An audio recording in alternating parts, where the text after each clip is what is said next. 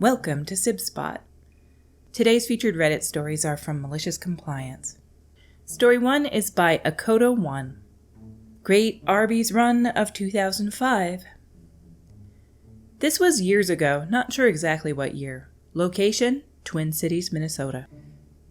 Arby's had a promotion where if you got a $10 gift card, you got a basic free combo meal. Large roast beef or beef and cheddar, medium soft drink, medium fry. Back at this time, that would have likely been a $3.99 meal. Immediately, I saw an opportunity. I asked when the gift card expired. Answer, never. And asked if there were any restrictions on what could be purchased with the gift card. Answer, none. So I got a gift card and a combo meal. I then hightailed it back to the house I was living in with a pile of other college guys. Filled my car up, filled up another car. Walked in, said, I'd like to purchase a $10 gift card. I'll do the large roast beef, Coke, curly fries, horsey sauce, and Arby sauce. Paid for the gift card with the gift card, handed the new gift card to the guy behind me. He did the same thing. At this point, one of the other guys walked over to the other register and pulled out the cash for a gift card and started the process going. Eventually, the last person in our line handed me back a gift card. We ate at the restaurant and then said, well, I'm getting ready for a midnight snack, and got back in line, and everyone followed. We all got a second meal and got back in our car and left. And to be fair, back then I could have eaten 4 roast beefs. A single without upsizing the fries was kind of paltry. The cashier didn't care, he was just doing as instructed. Heck, for all I know, he was probably encouraged to push the gift card deal. Lots of time the counter staff do get instructed to do that kind of thing. We did it a second time, but the third time the manager said that the terms of the card have some prohibitions, which includes buying gift cards. That's okay. We probably got 30 meals free and just had to use the gift card for actual food. All that Arby's did here was create an infinite loop, in a way. And college guys are always hungry, so where there is a will, there will be a way. Down in the comments by Prelecting Pizza. Oh, college, where you easily had 2 to 8 other guys willing to do any dumb thing at the drop of a hat. I miss those times. Underneath that by Plastic Arse. Oh, uni, where we slept outside a newly opening Chick-fil-A in order to get 52 free meal coupons. Under that by SF Goth Girl, the bad decision years are the true golden years. And then somebody replied to share their own story. By A. Jones 8820. Most of my group of friends didn't go to college after high school, but that time of life I'll never forget going to Jack in Box and ordering 300 of the 2 for $1 tacos. The look on the employees' faces was like I took a poo on the counter. The order filled most of the storage space of my then 98 4Runner that then smelled like Jack in the Box tacos for weeks. I think I also walked away with 5 to-go bags crammed with taco sauce too. Was later banned from that Jack in the Box for coming in with stupidly huge orders like that and running them out of whatever items we wanted that day by like 2 or 3 p.m. 2 tacos for $1? That sounds like a really good deal. I've never been to a Jack in the Box before. I think it's more of a southern U.S. kind of thing, or maybe it's more of an urban thing, but I always lived in the country. Our next story is by Professional Row 340. No attendance policy? No problem. My senior year of high school, I took a 0-period elective class. School started at 8, 0 period was a 7 a.m. class. The teacher only taught that class and was a former lawyer and adjunct college professor. He told us, college won't have an attendance policy, so neither will I. You will be graded in the work you complete, and any work you miss won't count for or against you. We were given a quiz every week and a test at the end of every 6 weeks. Apparently, he expected us to follow his policy in good faith, and for the most part, everyone did. But by the 5th 6 weeks, baseball season was in full swing, and I was tired of leaving home at 6:30 for class, so I decided to test his policy. I showed up for the first week and took the weekly quiz. I got an A, and didn't come back for the rest of the 6-week period. To his credit, the teacher followed his policy. I was graded on the one quiz, and I aced it and got an A for the entire 6 weeks. Though he apparently regularly asked if I was still a student, I felt bad and showed up again for the last 6 weeks. This was obviously not universally accurate, as many colleges do have attendance policies. Down in the comments by Magical Zatum. Seems like a really odd policy where missed work wouldn't count against you, or rather where missed work or learning wouldn't affect your grade at all. Seems like a grade should reflect understanding at the end of class. There's a reason that tests are often called assessments. They're basically testing or assessing to see if you've learned the material in the class. And it seems really strange, particularly, I'd understand it if we had no attendance policy so you didn't have to come in and you didn't do any of the homework at home.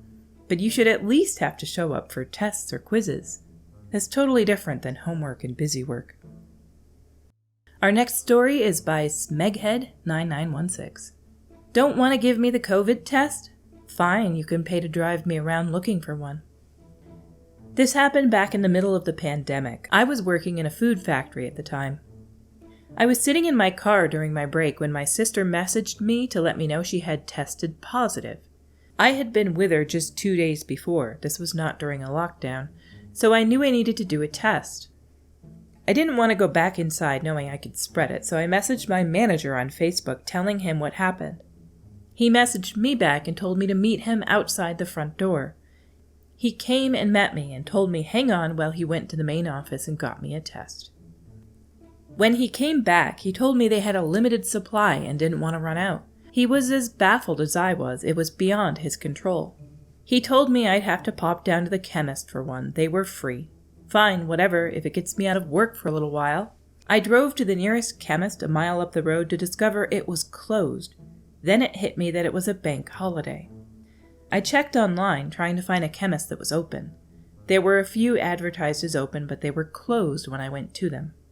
As a last resort, I asked on the family chat if anybody had any tests. My dad replied, said yes, and that my younger brother is at home. By the time I drove to my dad's house, took the test, waited for the result, negative, and drove back to work, it had been an hour and a half. I was clocked in, so they had to pay me for an hour and a half's wages to drive around. My manager was pissed until I reminded him that it was a bank holiday, and it was lucky that my dad had tests, or I couldn't have gone back to work that day. We were understaffed that day, too. I'm really curious, OP, what country you come from. Maybe some of you guys know. What countries in the world refer to a pharmacy or a pharmacist as a chemist? When I think chemists, I think of like mad scientists mixing beakers together in a lab with some like crazy hairstyle and some glasses on their head. I generally don't think of a pharmacy, but I'm sure that's all they're talking about is the pharmacy. Our next story today is by Different Scholar 548. Change the salary system after the start date? More than happy to comply. Here's a little story about a summer job I did a while ago that y'all might enjoy.